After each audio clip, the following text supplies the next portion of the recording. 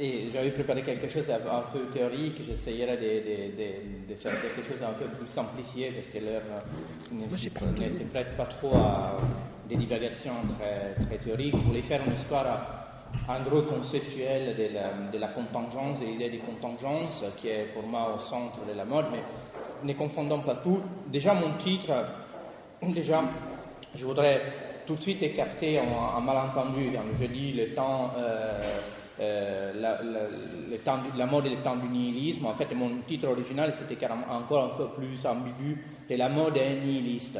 Et donc avec ça, on pouvait croire que je me plaçais tout de suite dans les esprits chagrins dont vient parler tout de suite que Françoise vient de citer, donc de cette théorie, de cette pensée en fait, de gros pan de la pensée contemporaine, qui est une pensée critique et qui ne peut réfléchir sans juger, mais qui juge qui ne peut connaître sans juger, mais qui juge sans pas connaître grand-chose.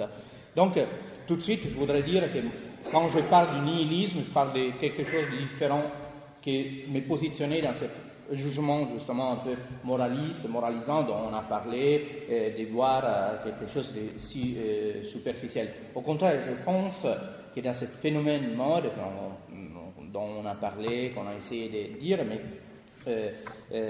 dans cette surface même, on trouve peut-être la réalité même d'une temporalité ou d'une modernité. Et là, je ne suis pas trop d'accord avec Françoise, même si je pense que, justement, déjà il faudrait comprendre qu'est-ce que c'est la mode. La mode n'est qu'une construction, la mode dont nous tous on a parlé ici n'est qu'une construction complètement moderne, parce qu'il n'y a pas un discours de la mode. Personne n'a jamais fait un discours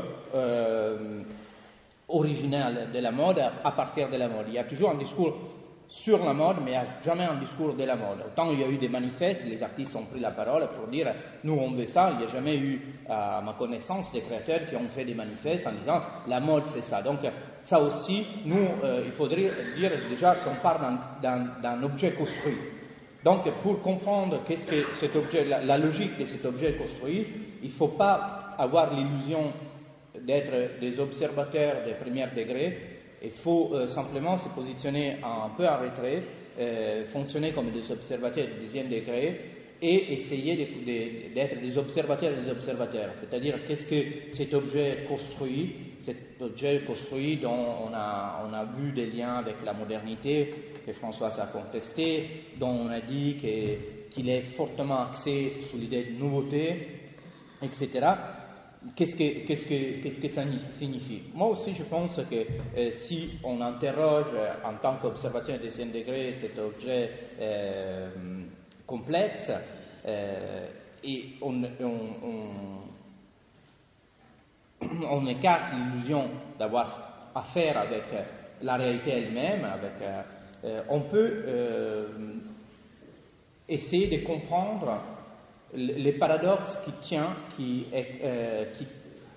à la modernité. Ces paradoxes qui fait que dans la modernité a dû résoudre un paradoxe de concilier en fait l'individu avec une société, un individu qui avait une revendication de liberté, une stabilité, avec une société qui n'est pas simplement empiétée sur cette liberté de l'individu revendiquée par l'individu, mais aussi et tendait à les rendre de plus en plus instables. C'est-à-dire la modernité a créé quelque chose que l'individu, et en même temps a créé les conditions pour une instabilité constante de l'individu.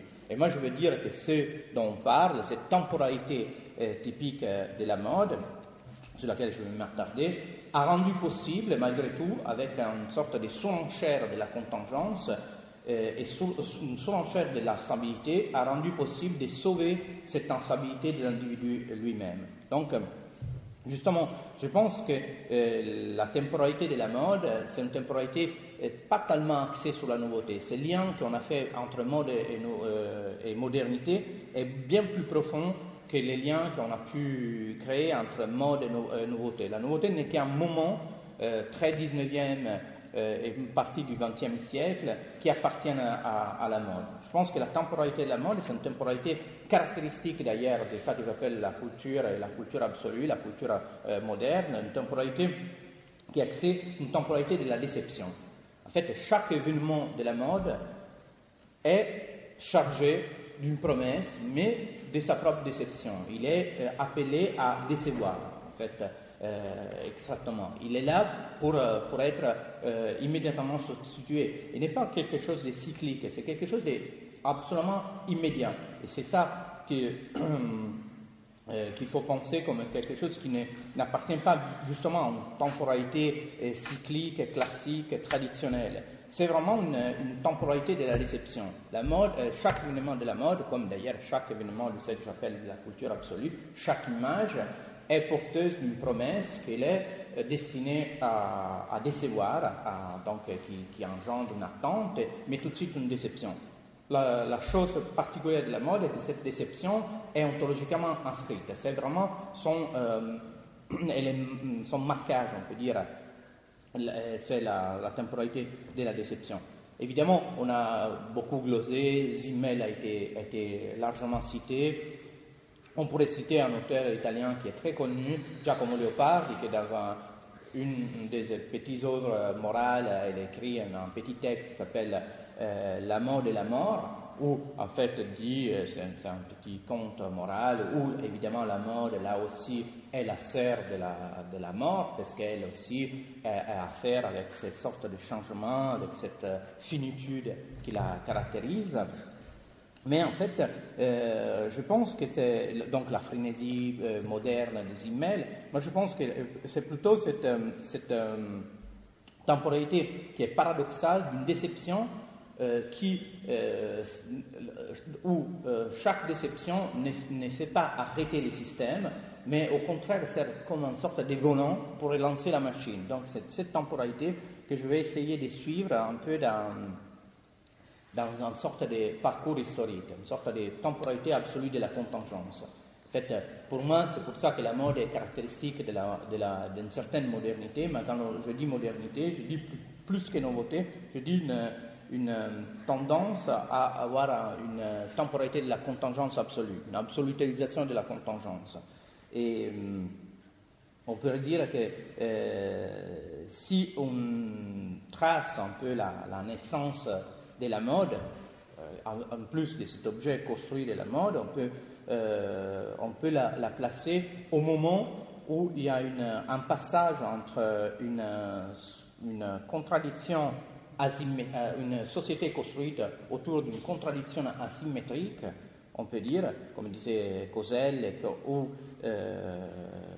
pour citer aussi Louis Dumont, ça qu'il appelait un englobement du contraire, c'est-à-dire une contradiction qui structurait une société de manière hiérarchique. L'exemple classique est la différence entre les Grecs et les barbares.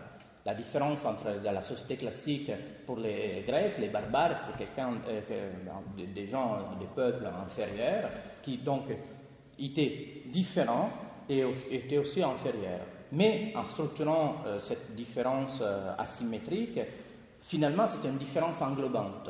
C'est-à-dire en marquant d'un marqueur négatif les barbares, au fond, on les a englobés dans un entier, dans une société globale. Je pense que la modernité est née quand ce système, cette différence asymétrique, a été remplacée par des différences qui sont immanentes, c'est-à-dire des différences excluantes, complètement excluantes, des différences conflictuelles, on peut dire. C'est-à-dire, quand ce système hiérarchique, une société structurée de manière hiérarchique, a été substitué, remplacé par une société qui est structurée par un ensemble de systèmes autopoïétiques, on peut dire, des systèmes fermés entre eux, et qui prend en charge chacun, on peut parler de l'éducation, du droit, de la morale, de la médecine. Et chacun de ces systèmes, de manière autonome, prend en charge les vivants, l'individu, les construit et les déconstruit. Donc, c'est cette forme de stratification, et c'est là, justement, où l'individu qui a été né, qui était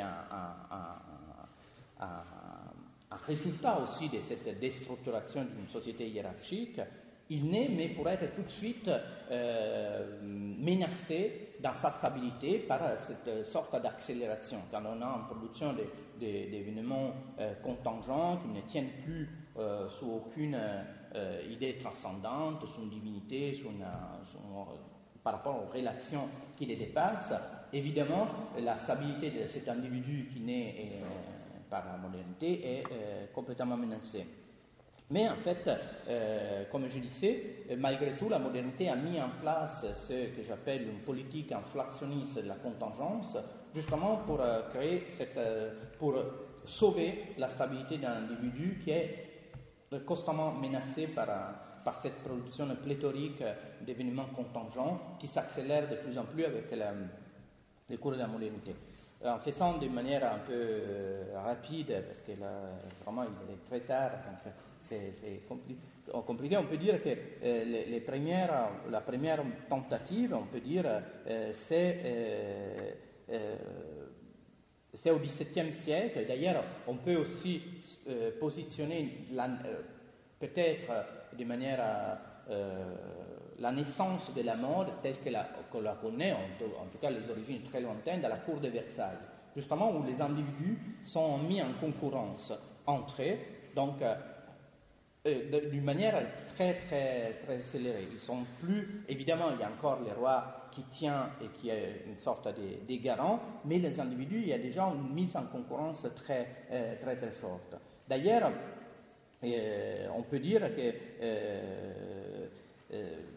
encore au XVIIe siècle, la relation de cette contingence par rapport à quelque chose qui la tient, quelque chose qui est transcendant, qui est immanent, qui est nécessaire, etc., elle est encore un peu trouble. D'ailleurs, il y a pléthore d'écrits des premiers libertins du XVIIe siècle ou des moralistes qui, en fait, parlent d'une stabilité constante des mœurs et des représentations. D'ailleurs, je peux en citer quelques-uns. Par exemple, François de Grenaille, il dit l'individu doit être toujours le même dans l'éternité, il ne l'est jamais dans le temps. Donc, il y a évidemment une réflexion où Charles Jolet, dans les questions d'amour, il dit les manières nouvelles dont se sert ne durent guère, et c'est ce qui fait tant d'inconsistance. Donc, vous voyez bien, il y a déjà un souci sur un individu qui est dont les représentations et les mœurs changent tout le temps. Mais évidemment, cet individu, en étant encore à imago Dei, quelque part, il est constant dans son idéalité, même si tout autour de la société fait qu'il soit amené à des changements très, très rapides. Comme dans la cour de Versailles, il y a cette figure centrale du roi qui change, qui dicte les règles, et il y a cet changement, c'est la cour qui est cette concurrence des seigneurs autour. Donc, il y a ça. Dans le XVIIIe siècle, ce changement attend l'individu dans son corps même. On peut dire que l'individu n'est plus une entité fixe soumise à des changements externes, comme était au XVIIe siècle pour les libertins, dont c'était les mœurs et les représentations qui changeaient autour de cet imago Dei qui quelque part devait rester fixe, mais c'est l'individu même qui est soumis à un changement. Ce changement, encore, il n'est pas complètement contingent parce qu'il est dirigé vers un but, vers le but de son amélioration. Évidemment, les Lumières prétendaient une sorte de temporalité qui était évidemment axée comme une flèche vers un progrès infini. Les écrits de Condorcet, etc. Donc, la personne est encore perfectible. C'est-à-dire que cette contingence, quelque part, est encore quelque part soumise à une idée de nécessité d'un bien, d'un bon, d'un juste, qui est toujours à venir, qui est toujours là, qui n'arrive jamais, mais qui est toujours, comme on peut dire, appelé à se manifester. Donc, on peut dire que les vrais changements s'opèrent, et là, je vais couper beaucoup et c'est très, très compliqué, mais c'est un passage qui m'intéresse beaucoup. Justement, le passage là où, en fait, ces changements, cette perfection de l'individu devient clairement entre en crise avec la fin de la Révolution française, la réaction romantique, etc.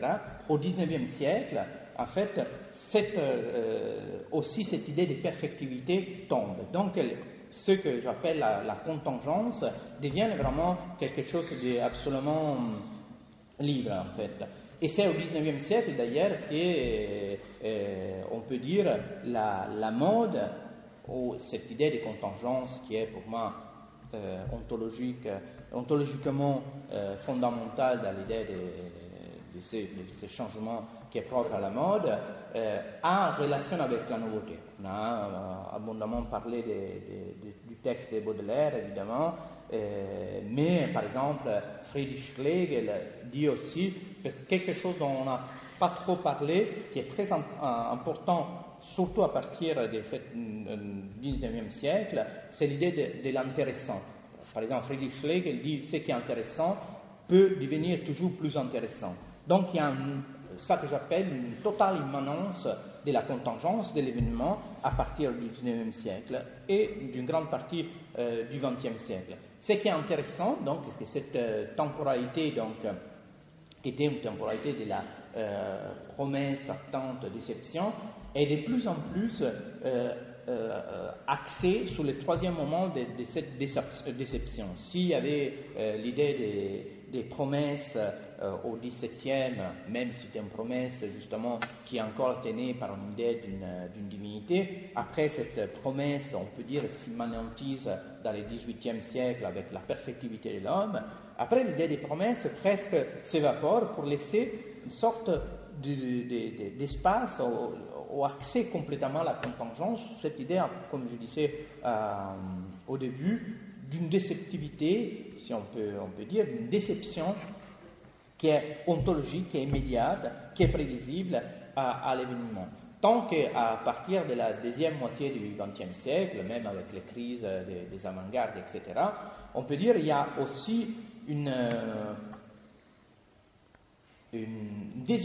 désolidarisation, on peut dire, de l'idée de la mode qu'on a tellement voulu lier à l'idée de nouveauté avec l'idée de nouveauté.